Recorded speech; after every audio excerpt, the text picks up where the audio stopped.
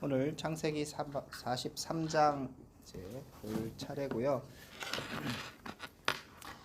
지난주에 이어서 이제 야곱의 아들들이 애굽에 가는 42장에 1차로 갔었고, 그리고 요셉을 만났고, 거기에서 이제 벌어졌던 일들, 요셉이 처음엔 정탐꾼으로 얘기를 했고, 그리고 그 정탐꾼이라는 거에 대해서 네가 아니라고 증명할 수 있는 것은 베냐민을 데리고 오는 것, 막내를 데리고 오는 것이 다 이렇게 얘기하고, 그리고 나서 양식을 어쨌든 주고 시므온만 잡히고, 그리고 이제 나머지는 돌아갔습니다. 10명이 이제 돌아갔죠. 19명인가요? 예. 돌아가서 이제 있는 와중에 43장 이렇게 시작합니다. 그 땅이 기근이 심하고 라고 돼 있죠. 그래서 요 때가 7년 풍년이 있고 나서 그 다음에 이제 흉년이 이제 시작되는 그 때이고, 요셉에게 갔을 때 그때가 벌써 아직 많이 남았다고 했기 때문에 지금 버틸 수 없는 상황이죠, 실제적으로. 근데 일단 그 42장의 마지막 부분에 이제 상황을 얘기하면서 그 애굽의 총리 그 사람이 막내 안 데려오거든 양식을 더 이상 살 수 없습니다. 그렇게 시몬 잡혀 있습니다. 그러면서 르우벤이 이제 얘기하잖아요. 르우벤이 내 아들들을 볼모로 삼으세요. 그러면서 우리가 갔다 오면 됩니다. 라고 얘기하지만 이제 아주 완강하게 야곱이 보내지 못한다 얘기를 합니다. 그죠? 그래서 38절에 보면 42장 38절에 보면 야곱이 이르되 내 아들들은 너희와 함께 내려가지 못하리니 그 영은 죽고 그만 남았다라고 얘기하면서 이제 만약에 혹시라도 잘못되면 문제가 생기게 된다라고 지금 얘기를 합니다.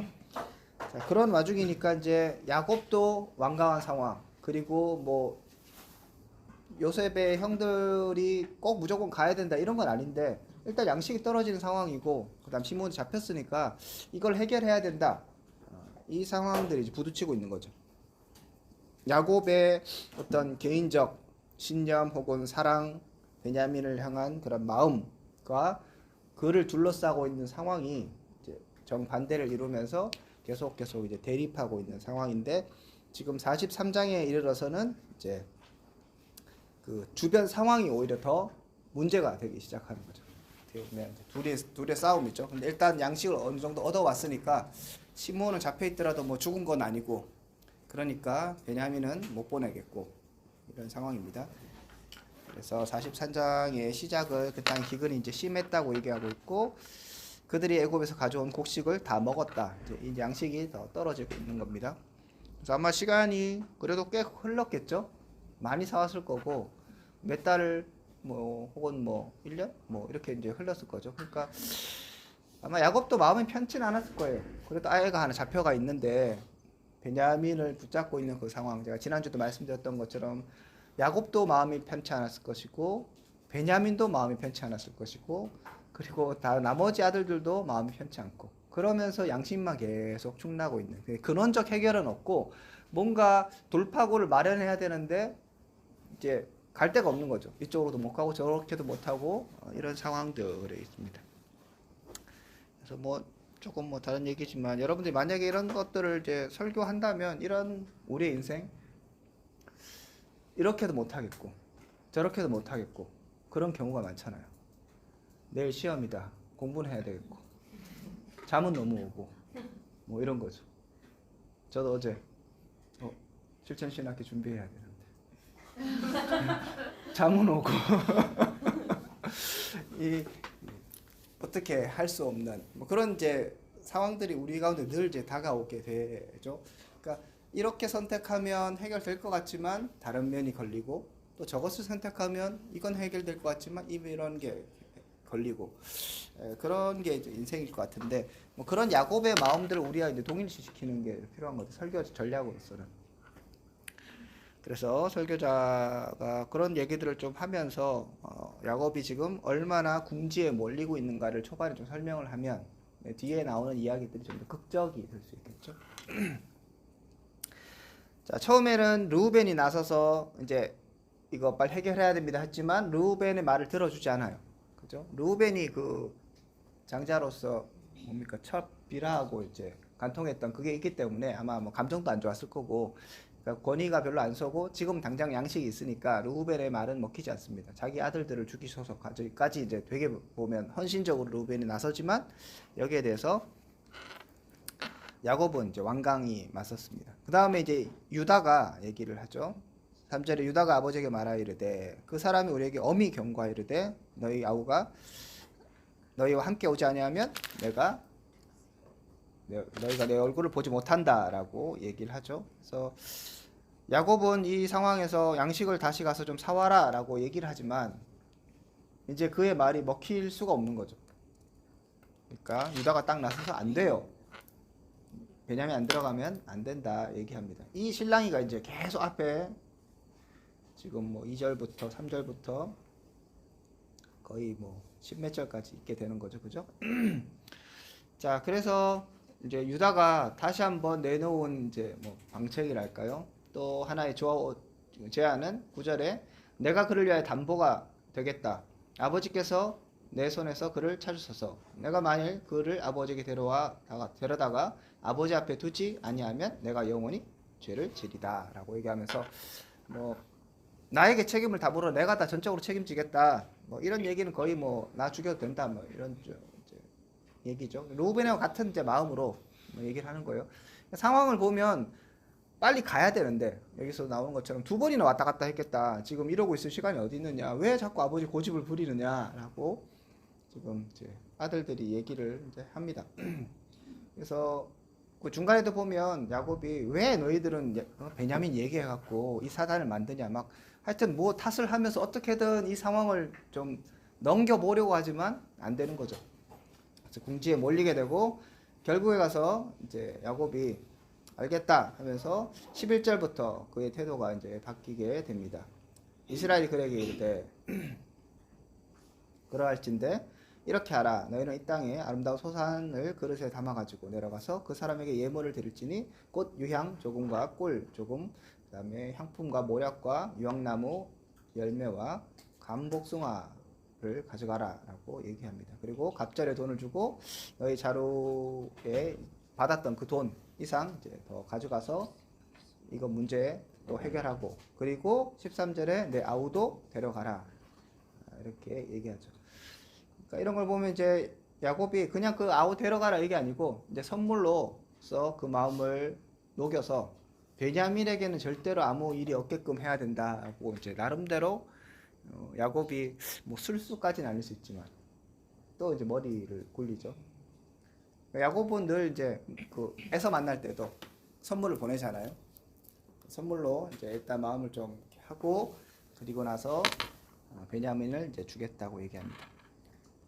14절에 전능하신 하나님께서 그 사람 앞에서 너에게 은혜를 베푸사 그 사람으로 너희 다른 형제와 베냐민을 돌려보내게 하시기를 원한다. 기도하고 축복하고 내가 자식을 잃게 되면 잃겠다라고 얘기합니다. 그러니까 이게 이제 두 가지 의미가 있는 것 같아요. 내가 이제 이 베냐민을 꽉 잡고 있고 베냐민을 포기할 수 없다고 했던 것에서 이제 나는 베냐민을 포기한다. 이런 의미가 있겠죠. 그래서 베냐민을 잃게 되더라도 어쩔 수 없다. 지금 다 죽는 것보다는 그래도 베냐민을 내어놓고 여기는 가능성이 있으니까 간다고 해서 무조건 죽는 것도 아니고 잘못된다는 보장 그런 것도 없으니까 근데 지레 겁먹고 있는 거잖아요. 어떻게 될까봐. 그래서 못 준다 했던 이 마음들을 이제 돌이켜서 이러면 잃겠다 이런 마음도 있겠습니다.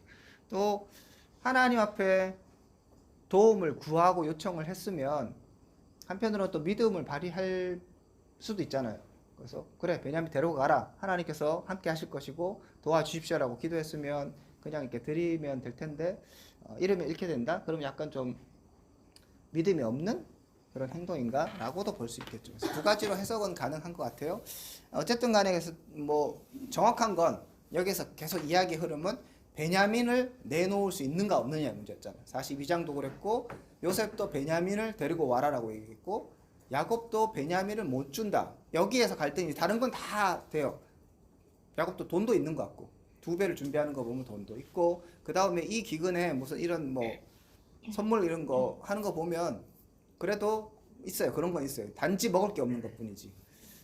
그래서 이렇게 야곱이 하는 거 보면 이 베냐민 자기가 갖고 있고 자기가 어떻게 보면 최후의 보로라고 생각했던 이것을 그래도 잃으면 잃을 수 있다는, 이제 내가 어떻게 할 수 없다, 이 상황에서 내가 지킨다고 지켜지는 게 아니다라는 것을 인식하고 그것을 이제 하나님께 내어놓고 뭔가 이 상황에 다시 이제 내어놓는 그런 면에서는 우리가 이 사람이 믿음이 정말 충만해서 그래 이제 모든 것을 하나님께 맡긴다 이렇게 변한 것인지, 뭐 아니면 또 옛날처럼 술술을 쓰면서 뭔가 이렇게 생각을 해보는 건지는 정확하게 우리가 해석할 수 없지만, 분명한 것은 잡고 있었던 베냐민을 놓고 베냐민을 포기하는 것은 분명한 거죠. 그래서 이렇게 이제 포기하고 가서 이제 베냐민을 보내고, 그 다음 얘기는 이제 요셉과 다시 형제들이 만나는 이제 장면입니다. 16절부터 요셉이 베냐민을 그들과 함께 있는 것을 보고 이렇게 하죠. 그래서 같이 식사를 하자고 초대합니다. 정오에 점심 식사를 같이 하자고 얘기하고, 거기에서 저 형들이 이제 돈 받았던 거, 돈을 다시 이제 자루에 넣었던 거, 이거 우리 뭐 실수가 있는 것 같습니다. 다시 청지기에게 내놓죠.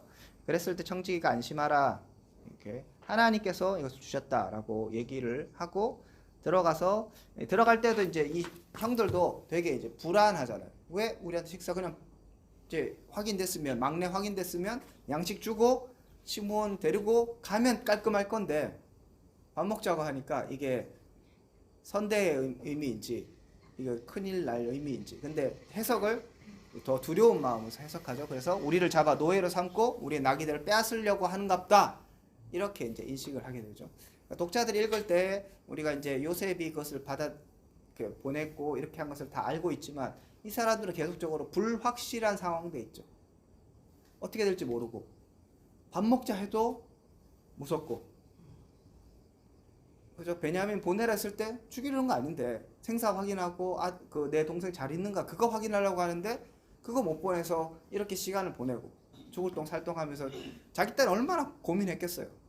그죠? 아마 10년은 더 늙었을 거예요. 이거 고민하면서 애들하고 막 싸우면서 보내야 된다, 못 보낸다, 애들 왜 그런 얘기해서 나를 힘들게 하느냐, 뭐 막 이렇게 하면서. 그래서 이런 거를 읽으면서 우리가 느끼는 건 뭐냐면, 하나님의 섭리 가운데서는 다 정해져 있고 하나님 함께 하시고 인도하시죠. 굉장히 분명해요. 그러면 하나님 편에서는 의도가 확실해지는 거죠. 식사하자, 말 그대로 식사하는 거였고, 돈 도로 넣어줬어요. 그러면 그냥 그런 거예요. 그런데 이제 불확실하다고 생각되는 우리의 입장에서는 이게 돈이 왜 들어가 있는지, 그 다음에 왜 나하고 밥을 먹자 하는지, 왜 베냐민을 데려오고 오라 하는지, 이게 모두가 불확실한 거죠. 그래서 닥치는 여러 상황들이 나를 문제를 삼게 하려고 하는 것이고 나를 공격하는 것인지 아닌지 판단하기 어렵고, 오히려 그렇게 됐을 때 오히려 부정적인 반응을 하는 경우들이 더 많죠. 우리가 신앙생활 할 때도 보면 불확실한 게 너무 많죠. 어떻게 되지? 앞으로 어떻게 해야 되지? 무엇을 해야 되지? 내년에는 어떻게 하지? 뭐 사역지는 어떻게 하지? 졸업하면 뭐 하지? 나를 써줄 때가 있을까? 난 이런데. 그래서 난 이런데 이중적 의미입니다. 어떻게 하지? 내가 앞으로 잘할 수 있을까? 뭐 잘할 수 있다는 생각이 들다가도 또 생각해 보면 뭐 잘 안 되고, 그럼 계속 불확실한 것만 있는 거죠. 근데 이제 하나님의 편에서, 근데 전지적 작가 시점에서 본다면 이런 과정들이 말 그대로 야곱을 다뤄가신 하나님의 섭리였고, 요셉을 만나게 하는 과정이었고, 베냐민 스스로도 자기의 형을 만나는 과정이고, 먹을 것도 5배나 주고 막 이렇게 하잖아요. 결국은 환대의 의미였고, 식사하자는 것도 환대의 의미였고, 뭔가 지금 갈등이 풀어지는 어떤 하나의 과정 가운데 있는 상황이죠. 그런 걸 보면 결국 우리의 염려와 걱정이 참 쓸데없는 거죠. 현실은 불확실한 거 맞아요. 우리는 확실한 걸 요구하잖아요. 눈에 보이는 거, 정확한 거 이렇게 생각하는데, 야곱도 그렇죠. 베냐민을 보내는데 얘가 살지 죽을지 모르는 거예요. 어떻게 생각하면 뭐 그렇게 걱정할 것도 아닌데 내 자식 잃게 되면 잃겠다, 이 정도까지 막 이렇게 결의에 찬 그렇게 보낼 건 난 아닌 것 같은데 그냥 보내면 되잖아요. 오라 했으면 애 보여주고 오해를 풀고 이렇게 하면 될 것 같은데 마음속에 이게 막 응어리가 있고 상처가 있고 과거에 그 요셉 죽었던 이런 게 있으니까 못하는 거죠. 우리도 어떻게 보면 그냥 스무스하게 살아가면 될 거를 못하는 거예요. 한 걸음도 못 나가는 거죠. 그리고 이게 무슨 큰 일인 것처럼. 근데 돌아보면 또 약간만 다르게 생각하면 정말 아무 일이 아니에요. 그냥 하나님이 늘 함께 하시는 도우신 가운데 큰 하나님의 구원 역사 가운데 하나의 일부분으로 하나씩 하나씩 진행되어 가고 있다는 것을 생각하면 너무 이렇게 염려할 필요는 없지 않느냐. 성경에 염려하지 말라고 얘기했잖아요. 내일 일은 내일이 염려할 것이고 한날 괴로움은 그날에 족하다고 말씀하신 그 말씀을 생각나게 합니다. 그 얘기에 또 보면 마태복음 6장에 보면 결국 믿음의 문제거든요. 염려는 성격의 문제도 아니고 심리학의 문제도 아니라 믿음의 문제. 새도 공중의 새를 보라 하나님께서 입히신 은을 하물며 너희일까 보냐. 믿음의 문제거든. 들의 백합화를 봐라. 하나님께서 다 이렇게 다 입히시는데 하물며 너희일까 보냐. 믿어라는 거죠. 하나님이 다스리시고 하나님 통치하신다. 그런 의미에서 내가 기도를 많이 했기 때문에 일이 이루어지고 기도를 덜 했기 때문에 이게 안 되고 그런 차원의 문제가 아니라 그냥 내가의 존재, 그러니까 하나님과 나 사이의 관계, 이게 정립돼야 되는 거예요. 근데 우리는 내가 기도하지 않았습니까? 내가 뭔가 더 열심히 하지 않았습니까? 그거를 자꾸 이제 생각하는 거잖아요. 근데 염려의 전제 조건은 네가 열심히 했기 때문에 그 일들이 이루어지거나 네가 열심히 안 했기 때문에 그 일들이 안 이루어지는 게 아니라 네가 하나님의 자녀이기 때문에 하나님이 너와 함께 하신다. 이것도 마찬가지죠. 야곱도 하나님과 약속한 언약의 백성으로서 언약을 맺었잖아요. 너와 함께 했다고 약속하셨죠. 그렇기 때문에 야곱이 뭐 좀 잘못하는 게 있었고 형들도 물론 잘한 거 없죠. 그죠? 그래서 자꾸 제발 저린 거잖아요. 계속 걱정되고 내가 옛날 그것 때문에 혼나는 것 같다 막 이런 여러저러 하지만 결국에 가서는 내가 누구인가? 하나님의 자녀인가? 하나님이 누구인가? 나와 어떤 관계가 있는가를 생각할 때 어떻게 보면 문제가 좀 더 단순해질 수 있고 좀 편안해질 수 있는데 우리가 그러지 못한다. 야곱을 보면 그런 부분에서 굉장히 안타까울 수 있는 거죠. 그래서 결기 있게 그 나가는 15장까지 자식을 잃게 되면 이러이러 되게 막 진짜 전장으로 나가는 그 장수의 심정으로 막 하잖아요. 그 다음에 얘기는 뭐예요? 식사예요. 그러니까 가서 막 전쟁하고 이런 뭐 그런 느낌은 전혀 아닌 거예요. 야곱은 그렇게 해서 아이들을 보내고 막 내가 죽을 것처럼 해서 막 이렇게 하고 있는데 그 다음에 요셉이 오니까 야 밥 먹자. 전혀 뭐 밥도 많이 줘. 그죠? 그래서 즐겁게 밥 먹었다고 해요. 그거 뭐냐는 거예요. 나중에 되면 이제 또 뭐 꼬이는 게 있긴 하죠. 그래서 또 뭐 점쳐갖고 니들 다시 와 이놈아들 갖고 뭐 이런 상황들이 있긴 하지만 결론적으로 보면 나는 막 아둥바둥하면서 죽을 똥 살 똥해서 막 결정해서 이거 너무 어려웠는데 그 결정하고 나면 가보면 아무것도 아닌 일들이 해반일 수 있다. 그래서 오늘 본문은 하나님의 백성이 살아갈 때 있어서 당연히 그 사람 편에서 우리 편에서 불확실함이 너무 많고 느껴지는 것이 실제이긴 하지만 그것이 정말 우리를 어떻게 할 수 없는 것이고 하나님의 섭리와 간섭 가운데 있다는 것을 보여줍니다. 그리고 그것은 또 언제나 평화와 화평, 뭐 일들이 말 그대로 잘 되는 그런 얘기를 하는 게 아니라 그런 우여곡절들이 계속적으로 지나가면서 내가 하나님이 신실하신 분이고 언약을 지키시는 분이고 우리 가족을 지키시는 분이라는 것들 하나하나 더 경험하고 알게 되는 거죠. 야곱의 가족은 이것을 자꾸 경험하고 있죠.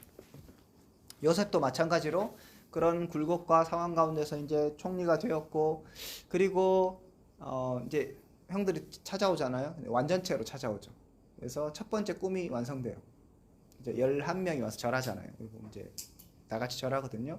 그래서 첫 번째 꿈이 이루어지면서 그러면 부모는 어떻게 될 것이냐? 아버지하고 이제 어머니는 자기 어머니는 아니지만 그런 두 번째 꿈들도 이루어질 것인가? 이 상황들 어떻게 변할 것인가? 요셉도 지금 불확실한 상황대가 있죠. 형들은 정말 변화했는가? 베냐민은 뭐 정말 잘 지내고 있는가? 그래서 여기 물어보는 것도 아버지 평안하시냐? 베냐민 데려갔으니까 이건 확인됐고 그럼 아버지 평안하시냐?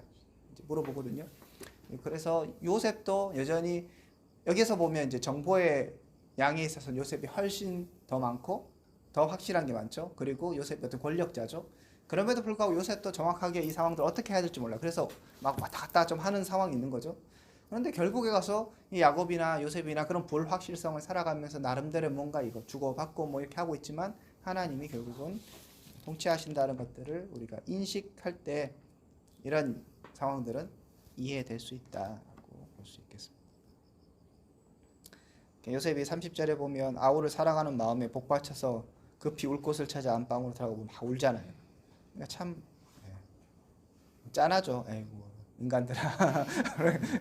자기네들끼리 찢고 뽑고 미워하고 죽일라 하고 막 이렇게 하면서 다시 만나고 걱정하고 두려워하고 아이고 잡혀가는 거 아닌가 했다가 뭐 하고 요셉은 이놈들을 어떻게 내가 처리해야 되나 했다가 또 아들 그 동생 보면 마음이 복받쳐서 막 울 때를 찾을 정도로 막 그러고 야곱은 막 이러면 이렇게 했다면서 뭐 결기에 차갖고 주님 도와주십시오 막 이러고 있고 그런 이제 상황들이 펼쳐지는 것이 우리의 인생일 수 있다.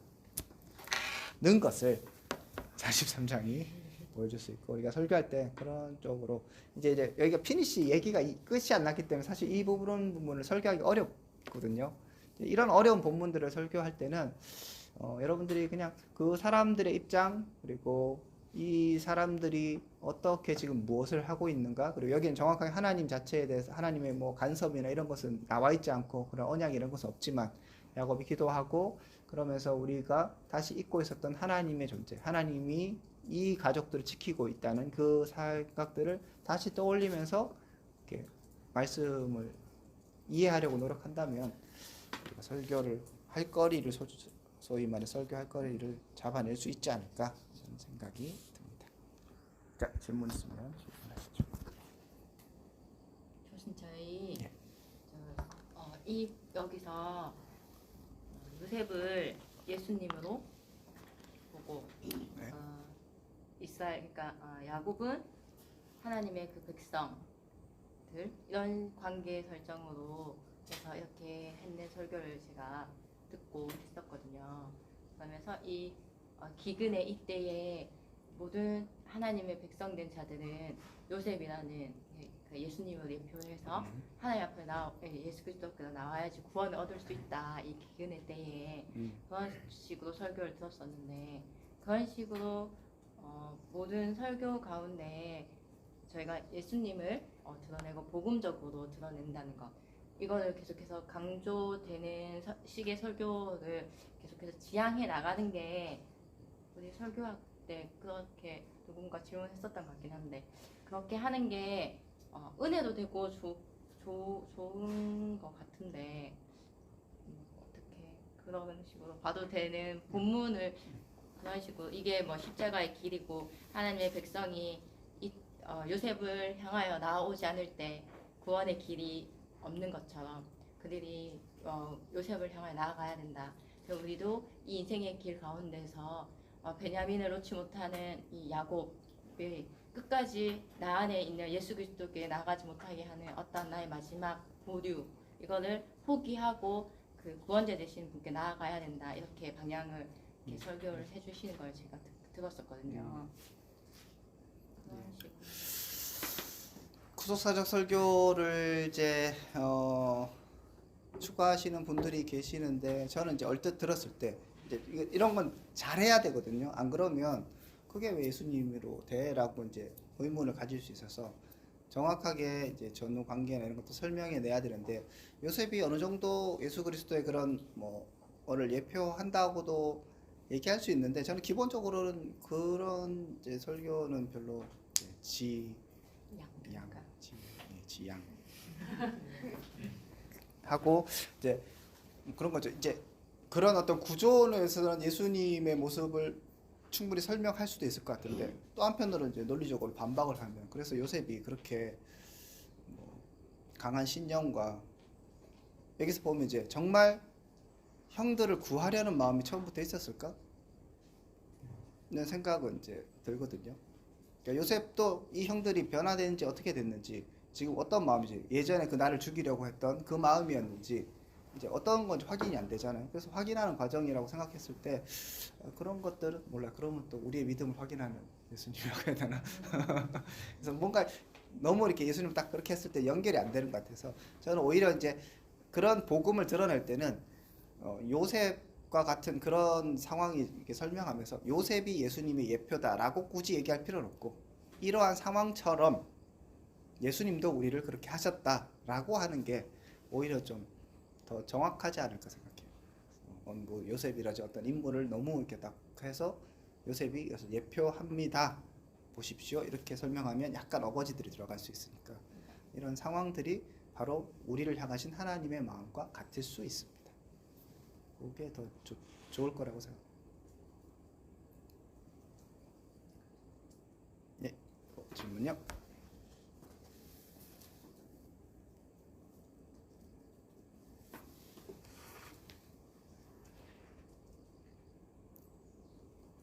그 창세기 43장 설교할 때 이제 야곱이 원래는 베냐민을 절대로 못 보낸다고 하다가 이제 자식을 잃게 되면 이르리로다 이렇게 말을 하잖아요. 그래서 많은 분들이 이제 이런 야곱의 심경의 변화를 초점 맞춰서 설교를 하던데 그 그 교수님이 오늘 짚어주신 포인트 말고 이런 포인트로 해도 본문의 포인트에서 벗어나지는 않을 건가요? 변화?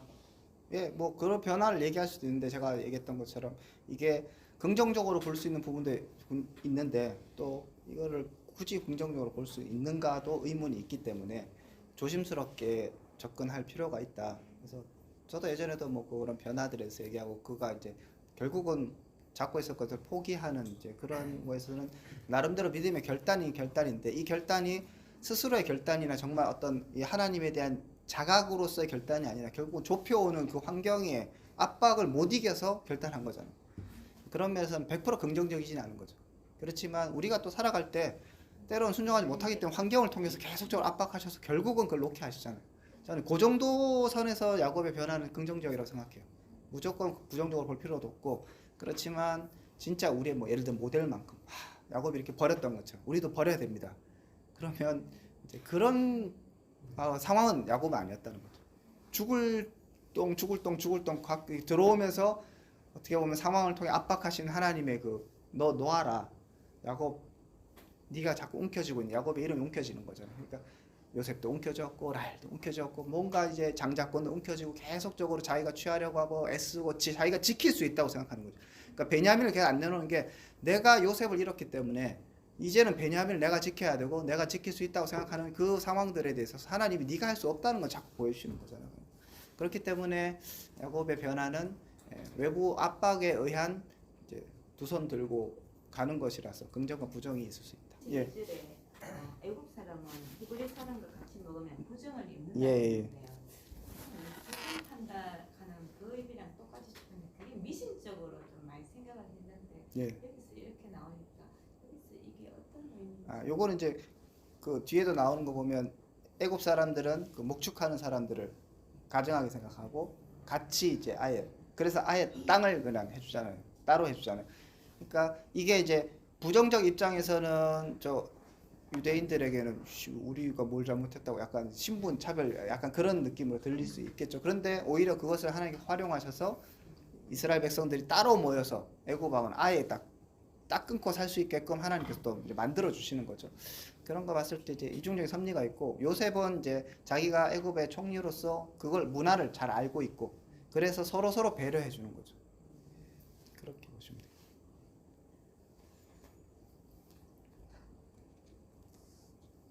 근데 이 애국 요셉이 그러니까 히브리 사람인 거 알고 있었잖아요. 그런데 이 총리가 됐는데 그러면 거기에 대해서 어떤 불이익이라든지 그런 게 있으실까요? 그러니까 요셉은 그런 문화도 초월할 만큼 이제 확실하게 능력을 보여줬으니 다 무릎 꿇은 거고 그렇지만 이제 또 기본적인 정선이 있는 거잖아요. 요셉은 요셉이니까 너무 탁월하면 그냥 사람들이 그렇구나 이렇게 하는데 또 일반 사람들 그리고 지금은 이 사람들이 양식을 얻으러 온 측면이잖아요. 내가 지금 갑이고 제가 어린데 굳이 그런 금기나 우리의 문화를 깨면서까지 뭐 그 사람들하고 할 이유는 없는 거죠. 그러니까 요셉은 그런 것들에서 서로 배려를 해주는 거라고 보겠죠. 그리고 23절에 예. 그가 이르되 너희는 안심하라 하나님이 그랬다 하나님이 그냥 주신 것이라 라고 하는데 그러니까 여기서 이 청지기가 예. 하나님 믿는 사람인지 그런 거는 별로 안 중요한데 약간 교수님 얘기하신 야곱의 아들들은 하나님을 이렇게 막 믿고 그런 건 아닌 것 같은데 청지기가 이렇게 하나님이 넣었다라고 이렇게 얘기하는 거를 약간 설교에서 활용할 수 있을까요? 약간 뭔가 장치로 안 하는 게 좋은 것 같습니다. 너무 일반화될 수 있고 전제가 이미 붙었잖아요. 이 사람들은 하나님 안 믿는다. 그러니까 알 수 없지만 그러니까 여기 알 수 없죠. 야곱의 아들들도 신앙이 그렇게 좋지 않다고 생각을 하고 있지만 또 안 그럴 수도 있잖아요. 유다가 또 지난번에 그 자기 며느리 그런 걸 통해서 변화되고 지금 변화되는 과정이잖아요. 사람들이 루벤도 뭐 아버지의 권위 이런 거 잘 인정하고 뭐 이래 하다가 또 뭔가 좀 바뀐 느낌이 있고 완전히 바뀌었다고도 자신할 수 없고 그래서 이거를 그런 등치로 하나님의 백성보다 이방인들이 더 낫다. 너희들 믿는 사람 뭐 하느냐. 이제 그렇게 할 건 아닌 것 같다. 자가당착에 빠질 수 있습니다.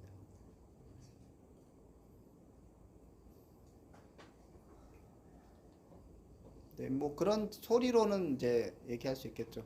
이제 형들이 두려워하면서 그 집에 들어가는 것, 지금 식사 초대를 받았는 것에 대해서 굉장히 두려워하고 있는 상황이잖아요. 그리고 그래서 지레 겁먹고 먼저 이제 이 사실을 내가 우리 돈인 거 우리 모르는 일이고 어떻게 될지 모르겠습니다. 딱 했을 때 나온 반응이 하나님이 주셨다. 너희의 하나님이라고 얘기하거든요. 그러니까 그냥 신이 이게 아니라 너희의 하나님, 너희의 신이 이런 것들을 하셨다고 했을 때 이들이 불확실 속에서 지금 두려워하는 그 상황 가운데 다시 한번 기억나게 하는 거죠. 이방인이나 이런 사람들의 말을 통해서 너희 하나님이 일하고 계신다. 너는 지금 두려워 가까이 얘기했던 제가 불확실성에 있어서 사람들이 두려워하고 이거 어떻게 해야 될지 모르겠고 죽을 것 같고 뭐 이런 상황 가운데 하나님은 여러 통로를 통해서 하나님이 여전히 일하고 계신다는 것을 보여주는 거죠. 여기서 뭐 솔직히 돈은 하나님 안 넣었잖아요. 그죠? 그러니까 이게 정말 하나님이 넣었다 이게 아니라 그런 모든 과정에 하나님의 섭리가 있고 이 사람은 이제 그 요셉이 그 뭐 여호와 신을 섬기는 것 정도는 아마 알고 있었지 않을까 생각은 드는데 꼭 뭐 그런 건 아니더라도 어쨌든 간에 너희의 신이 너희들을 지키고 있다. 걱정 말아라. 안심하라. 이게 어떻게 보면 지금 두려움에 쌓여 있는 이 사람들에게 하나님을 인식해야 된다. 이 불확실성에서 우리를 인도하고 계시는 분이 계시다는 그 사실. 이게 지금 이제 그 주머니에서 그 주머니에 돈 나온 거에 대해서 두렵고 어떻게 해야 될지 모르겠고 무슨 상황이지 누가 했지 이게 왜 이렇게 된 것인지 그래서 보면 다 두려워했다 하거든요. 그 두려워하는 것을 하나님께서 지금 하고 계신다는 걸 인식하게 되는 거죠. 그런 쪽으로 오히려 얘기하는 게 맞을 것 같습니다. 어려워서 안 쓰는 게 자신 없으면 안 하는 걸로. 또 질문 있나요?